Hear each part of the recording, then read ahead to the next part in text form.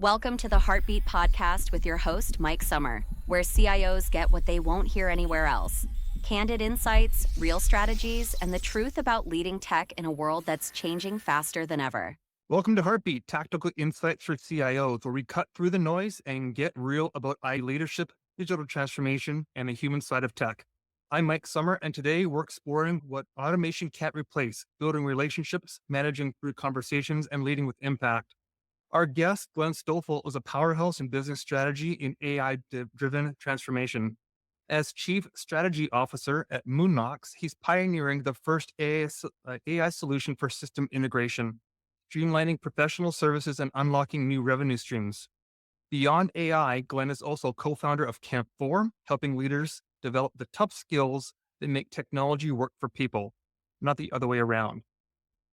Mike, thank you very much. Maybe you can just tell us about your journey of where you started and where you are now, because you've worked in quite a few different roles and you have quite an exciting past. I've been in the cloud consulting space since the early days of Salesforce.com. We were one of the first Salesforce.com implementers at a company called Bluewolf. And we got into the deployment business of helping companies set up that technology, Salesforce at the time. And yeah, my role early was go first, sell the deal, deliver the deal. So I've been on all kind of aspects of running professional services firms and helping small companies, medium companies, and enterprises use technology to transform their companies. Now, Bluewolf had a reputation of punching above its weight. Can you give us a bit of insight as to how you accomplished that? Moxie? I will say that the two founders had a uncanny knack for talent and putting, how do I put it, non-obvious teams together. I would say, like, it wasn't all about the Harvard grad. I've nothing against Harvard. I'm just saying it wasn't like a stereotypical thing. It was about attitude and roll up the sleeves. And yeah, I just think there's a rallying cry. And I think, again, this is an interesting moment in technology where it's really a place to level the playing field, whether you're a consultant or whether you're a CIO. The technology is such that actually it's allowing people to punch above their weight. I was on a call yesterday with a professional services shop, about 60 people. So a good sized business, person's been running it for a while. And they said this moment in time with the unlock with generative AI, he's not asking himself, how do I scale? He actually asked, how small can I be? Meaning how efficient. Like, what can my footprint be? How can I make that technical and footprint smaller to be able to have a better lifestyle, to be able to run my business more effectively, to drive more profit?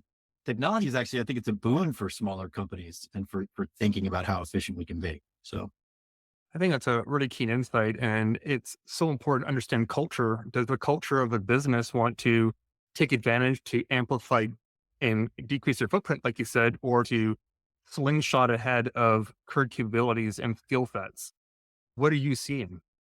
let's unpack culture in a moment, but the moment is about deciding how you'll spend productivity. So if you believe that I'm going to go down generative AI and if we use that as a lens, if there's productivity gains to be had, the clarity of those two choices of, hey, I'm going to actually use this to stay small and be really profitable and run my lifestyle versus I'm going to use it to scale is just a question of how I want to spend my productivity. The cultural tenet is about clarity of strategy. Well, who are we?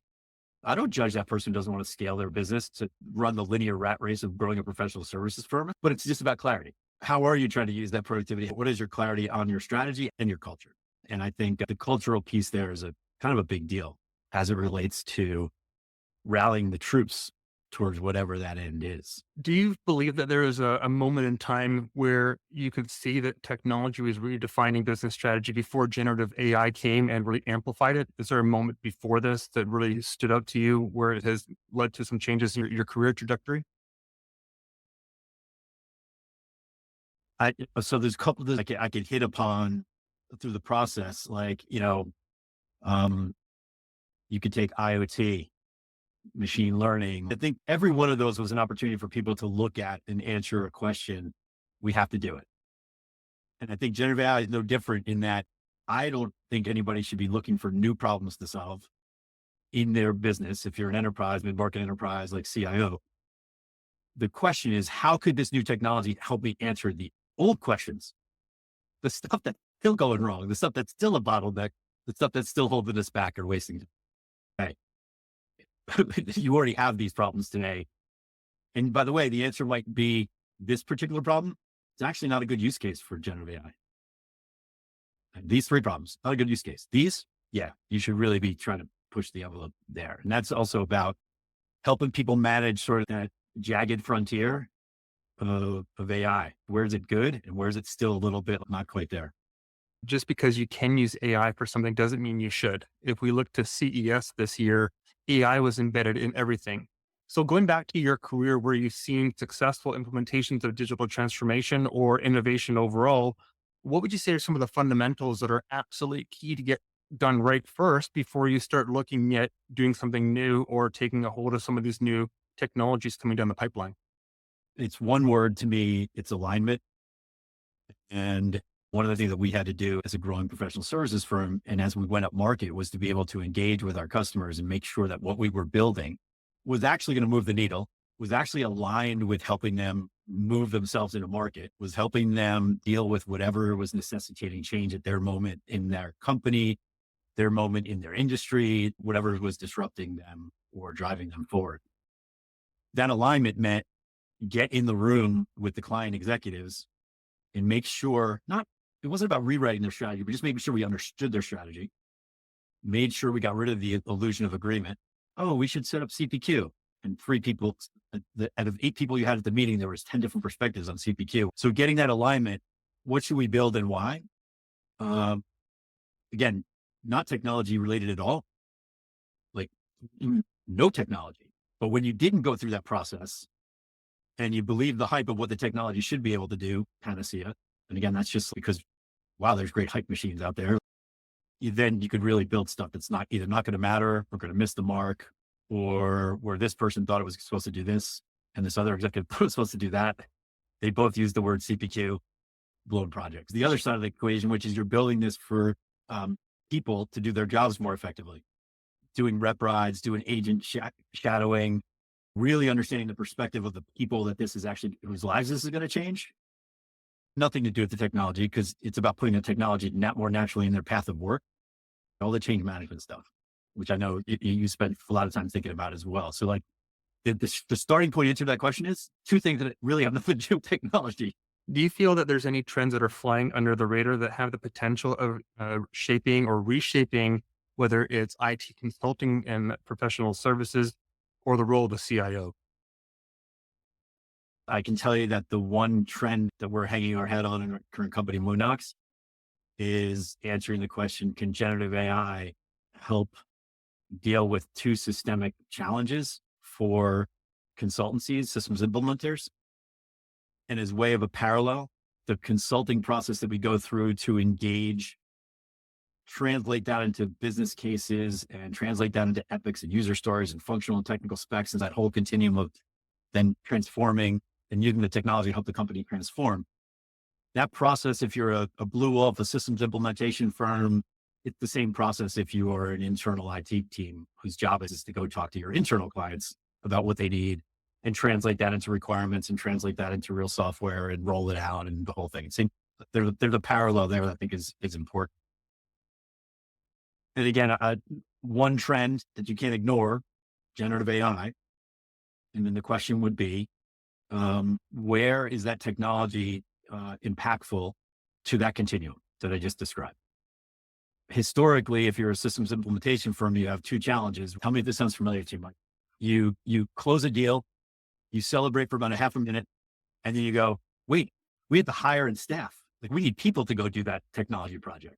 Mm-hmm. And it's not that dissimilar from something got budgeted in the IT department. And wow, okay, we got approval for this project, but we got to hire and staff potentially, or reorganize our staff, reprioritize, same basic thing. That's like the linear rat race of growing professional services.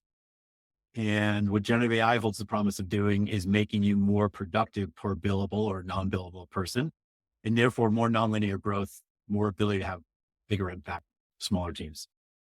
So that's a technology trend.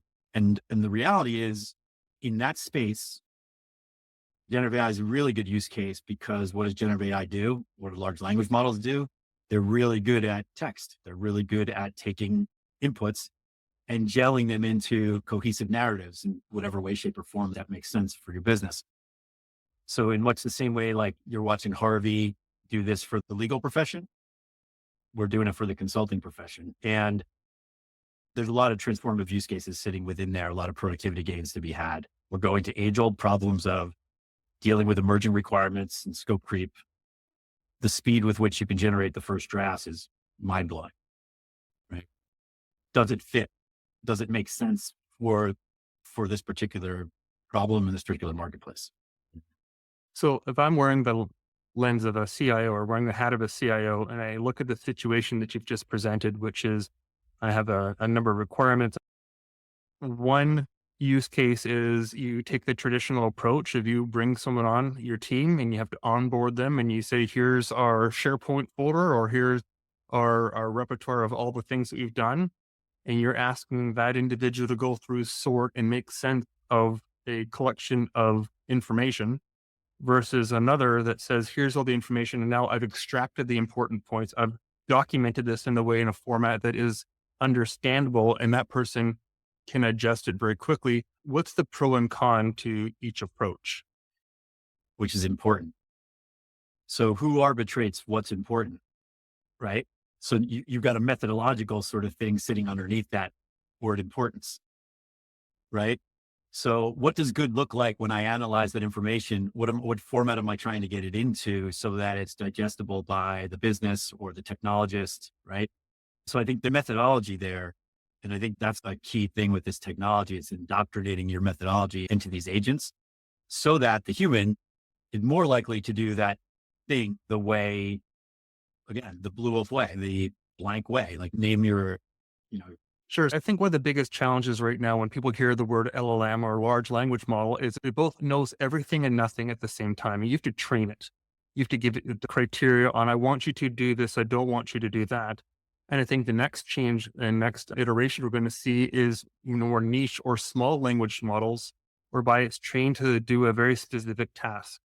If I understand what you're saying is you're building in fundamental logic and intelligence underneath it, essentially to say, I want you to look at this information and I want you to present it in this way so that it accomplishes this business goal, versus giving it to more of a larger model where you're not sure what the output is and there's no control around it. And I think that's one of the frustrations that people are seeing with whether it's the chat GPTs or the Anthropics or Grok or whatever tool that we're using. It's so large and there's no way of determining what the logic is that was used to derive your output versus building something more on the agent or the agentic approach of customizing thing. I only want you to do this and I want you to base it off of this set of information and material. I think that's where the trend is going. Would you agree? a couple of things there. First, like the large language models are good at different things. So there's the first idea is how can I use the different large language models to do the things that they're good at? So do you need large language model abstraction orchestration in order to, number one, select the right one for the right job? Some are really good at writing code. To your point, like ServiceNow has a Star Code or LLM that's just about writing code on their platform, for example. So you're right, there will be more models, not less. The speed with which these models are coming out means that what we're trying to do is make sure we put our customers in a position to use the large language models that are right for the task, that are the newest, if that is the most effective or efficient, because that's two different things: effectiveness for the task at hand and efficiency of speed, efficiency of processing. So that's an underlying assumption that I've got that interoperability. But now let me give you like a business scenario to see where that plays out. Because the second thing is there is the greater information of what's out there in the large language models, but then there's also a grounding that you want to give it in your data. You hear vector databases, you hear RAG, you hear graph RAG, like this is some of the underlying technology. All that means is I'm organizing my data in a way that makes it really effective to go and communicate with large language models. But it is grounding in what you think is important, and what you think is the right way to do it, and what you think is your unique secret sauce for the way you apply your craft. And it's that combination. Now let's put it into a business scenario. Let me start at the top of the consulting funnel. I'll use it from a systems implementation point of view. Let's say I get an RFP from a client. I need to go build this thing. Please give me a quote, right? Tell me what it's going to take to do this thing. Mm-hmm. Now, first things first, like I need to understand that RFP. I need to read it. And so let's say this is a scenario where they have a particular migration. They're trying to move from, let's say it's the classic user interface of Salesforce. They're trying to move to Lightning, right? I can train my agent to read that RFP. But what am I really asking it to do is read that RFP, read the org metadata from that client's org of how it currently is, and correlate that to what I know the future functionality is of going to that new UI, and build me a logical sequence of things I would need to do to go build to move me along that path, right? Great use case for large language models. But if you think that in a demo, I might say, so then I want you to take all that and write me a set of user stories. And then from those user stories, write me a technical implementation approach and use story points to scope it. Now, I'm going to ground that in Salesforce's implementation guides. I don't want you to paint outside the bounds. I don't want you to get creative and tell me Salesforce can do things it can't do. That's not helpful. It's also an RFP. So I don't want you to be too creative. You have to answer every single aspect of the RFP. Again, you're giving the prompt instructions to large language models. You can move tokens and temperature and context windows to be more creative, less creative. So you're trying to hone in. The second thing is, again, I'm dealing with a top of the funnel. No client speaks in prompt engineered speak. They just speak. So certain models are better at dealing with that broader context, looser input, less structure, right? Whereas later in the build, I'm going to bring out some models that are really going to write in code. So again, which model's right for the job? Which information do I ground that says, this is mine? And the last thing I'll say is, I'm creating an RFP response. There might be a standard template or way that we like to respond to RFPs with a bunch of stock answers and then the nuanced answers. And I need to put all that together. That's, again, my methodology coming forward. I'm grounding it in the way we do things. In that demo, that I don't tell it what my scoping methodology is. I actually allow the large language model to figure that out just to prove the point that it's possible. But then I tell the customer what you really should be doing is grounding it in your scoping model, right? Just because it can doesn't mean you should, but that's the balancing act. And I think that is so important because if you're competing against other SIs or if you're trying to define something internal, if you're not adding your own flavor to it, are you really going to be able to even execute upon it? Because if they came back with a set of steps that is well outside of your scope or what you know how to do, you're going to set yourself up to fail. Versus if you were to say, here's my grounding material, and this is what good looks like. I want you to reference and to present an output in this way. It could also help when you're presenting this back to whether it's an internal team or to a client to say, we use AI just like every other person you're talking to, but we're approaching it in this way to create not only the differentiation, but here's our secret sauce no one else has access to. And I think it's that blend and hybrid approach that is really going to be key, because at some point it's just going to be an assumed approach that everyone's using the fundamentals of AI. Now, what are you doing different? And I'll give you another really simple example. I was working with they're now a customer, but when they were a prospect, I was creating an agent. And the fundamental underlying thing they said basically in different words, how do I unlock our secret sauce? And the example was I was using this agent to help me do some solution architecture. And this was Service Cloud Voice. They'd done a lot of work with Service Cloud Voice as an example. Of course, you'd want that agent grounded in, again, what is a Salesforce Service Cloud Voice implementation guide? I don't want this thing to paint outside the bounds of what the tech can do. The agent I created was called What Would Diego Do? Because they have a handful of these people, but Diego happened to be one of their uber experts in Service Cloud Voice. What they really want employee N+1 to do when they come in and do the next solution, yes, grounded in the tech. They also want to ground it in what would Diego do? What is our secret sauce? What do we know about what it actually takes to deploy it? What are our incremental steps that we always add that type of implementation more successful? What are the 6 lessons we've already learned on these other projects that we can bring to bear on this one? Because again, those technologists walk out the door, those consultants walk out the door. So we're grounding an agent now, not only in the tech, but in my greater secret recipe and our experience base. That hasn't been possible before. But that's also where this is why it's a boon for boutiques and smaller firms, because that's what you're going to differentiate on. It comes back to your methods. And if you don't have one and you're just an implementer, those are folks who should be worried. Absolutely. I want to go back to culture, and I would like for you to share some of your experience at Camp Forward. How important is it for companies to bring on the right people from the very onset of an engagement, whether it's a partner or an internal team, to lead to that versus just hiring whoever has technical skill?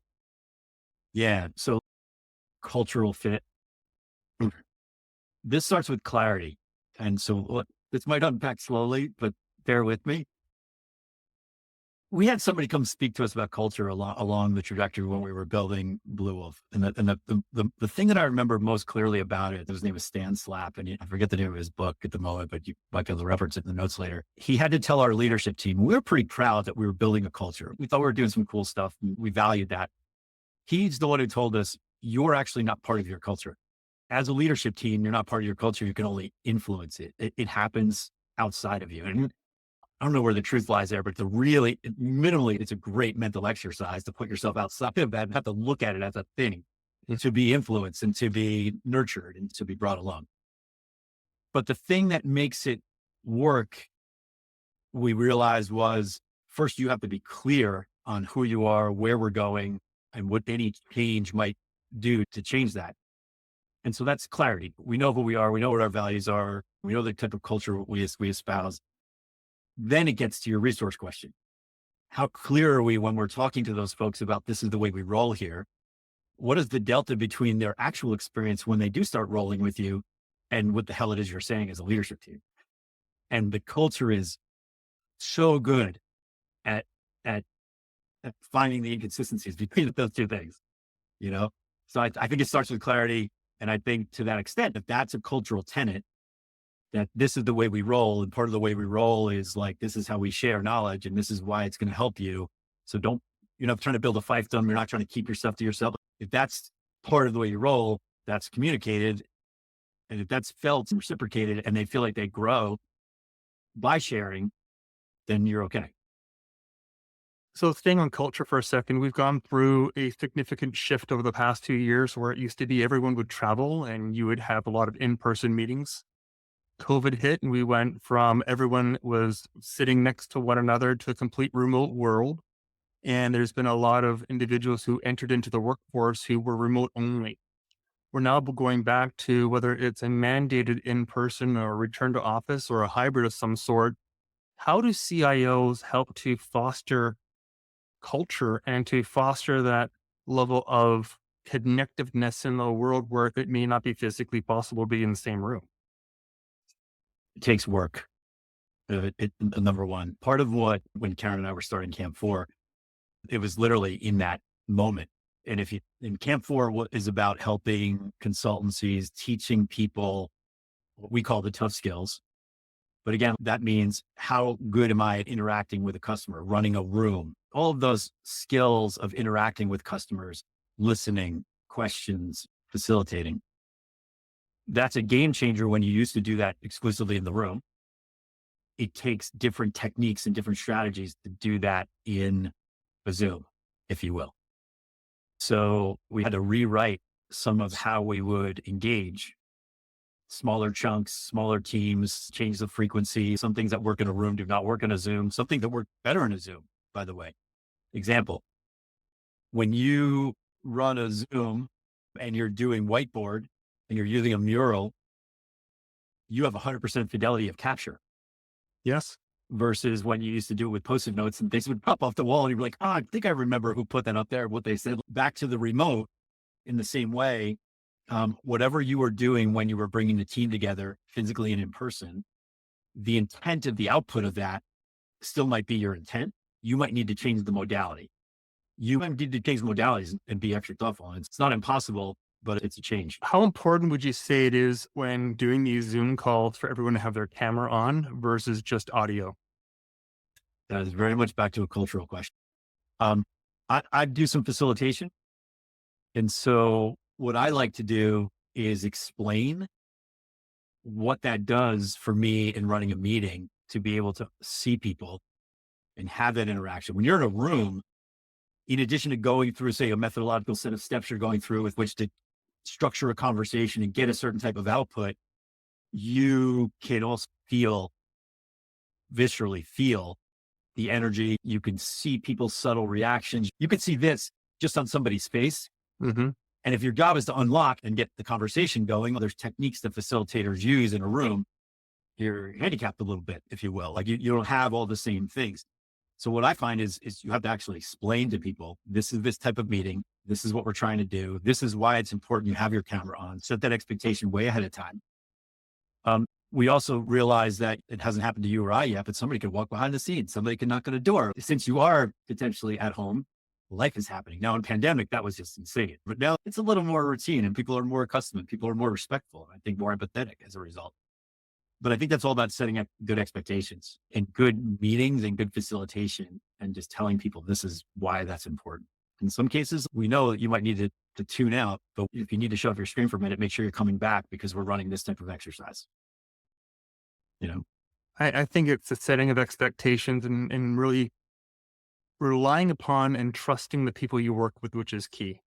I heard a story once where this is a legal situation where the lawyers were doing a brief to the judge and the judge felt like he was being disrespected, that he wasn't being taken seriously. And he made everyone stand up and show that they were not wearing pajamas. I think trust is also critically important because there are individuals, especially with specific skill sets, that work better in a remote environment. The developers, those who are hands on keyboard, they need to be in a place where maybe it's less distractions or they might work in different hours. But if the expectation is set that I don't mind how you do your work and what modality you do your work, so long as you complete your work. And if you're held to a high standard and you complete, I think there's a lot of flexibility that can be provided.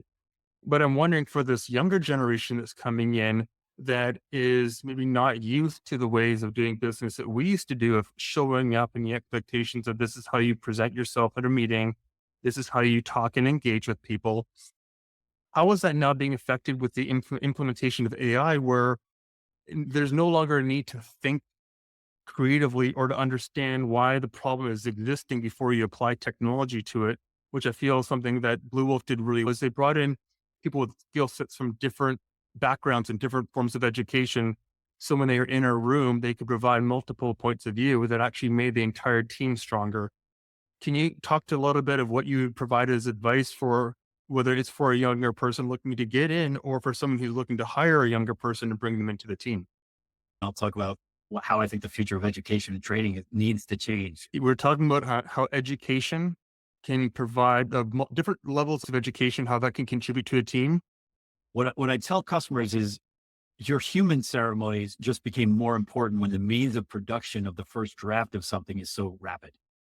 And what is your ceremony? And again, this actually ties back to when we have these ceremonies and what's the meeting and is that in person or is that on the stand up, and the whole remote thing comes into that as well. But either way, by design, yes, you can generate this set of user stories. Now you're going to actually go defend them and go toe to toe with somebody. Be prepared for that. And it's in the changing of the modality of, it's not just like you hand in your homework. I have a good buddy of mine who teaches 7th and 8th grade, like in a cycle, 7th grade, 8th grade, repeat, right? Just has them for 2 years.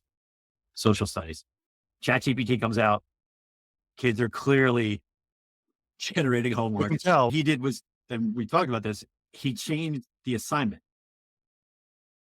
He said, now you're going to come in and present what you wrote, what you produced, right? It wasn't about reading the paper and marking it up anymore.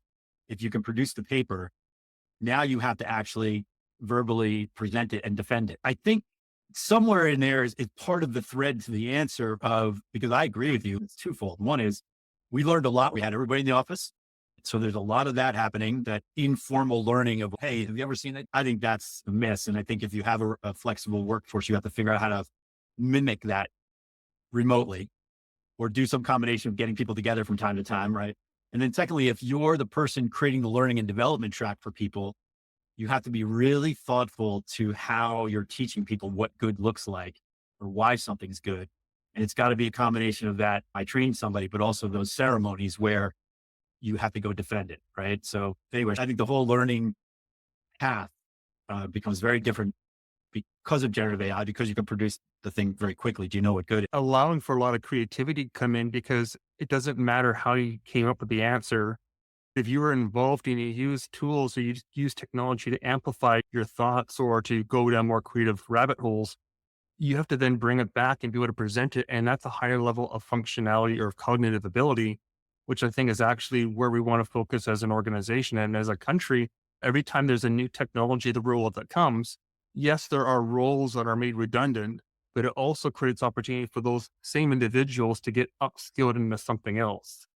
Exciting opportunities is to get rid of the stuff that really no one wanted to do or the stuff that was really tedious Cool. and allowing for there to be more collaboration or bring in some out of the box thinking that will help move the needle forward, which then ties back to if I can achieve the business outcome by doing something other than just simply lifting and shifting old ways of thinking, why would I as a company not want to encourage this? And so I think it's almost forcing whether it's executives or companies that are providing services for businesses to go, the standard is now so high, I have to do something different to stand out. Those that do, I think, will win. And those that rely upon traditional ways of doing things, just going, I'm just going to call it in and I'm just going to use AI, I think they're going to get spanked. What advice would you give to your younger self if you were stepping into a role of leadership and this is your first time, whether it's becoming a senior leader in a company or you're standing in front of a room leading the next generation? What would you say? Speaking to my younger self, I don't know. I've never felt like I haven't been my younger self, even though you're talking to a kind of the white beard. Like, so that's an interesting question. If I were to talk to somebody early in their career, in the career that you and I have come up through, technology transformation, consulting, I would say embrace the tools, embrace these new tools, get really good at using them, recognize that the tools plus your own agency and creativity is actually what the thing is. The second thing I would tell is get really good at human interaction. It's the other side of the same coin. If you can automate certain things, it frees you up to spend more time with clients. You better be damn good at spending time with clients, gathering consensus, because the LLMs are a capture of old stuff, of knowledge in the past, and good at predicting language within that confine. Innovation is going to happen at the cross section of that meets like what is new thought. And that is going to happen when you get people in a room or in a Zoom and you collaborate and you see that sort of creativity happening. I think this is like a moment in time where 22-year-old getting their first job really get good at running a room, at facilitating, at understanding emotional intelligence and all of that side of it. Because I think that it's going to be those two things that are going to be differentiator. So last question for you. You built and led multiple successful companies. What really motivates you? We're at a moment of change. It's real. But what motivates me is the energy of being involved in what's next and taking the lessons I've learned from being in this space and applying them to this new moment. And so it's really just about the energy of that. It's also about the moment of creation of a company in the early phases. I enjoy the early phases of growing a company. Yeah, that's that. And I'm talking to you today from my parents' historic cabin, the same as if I was in an office. So there's a nice balance is what's motivating to me. I just want to say thank you so much for joining. Thanks, Mike. Thank you.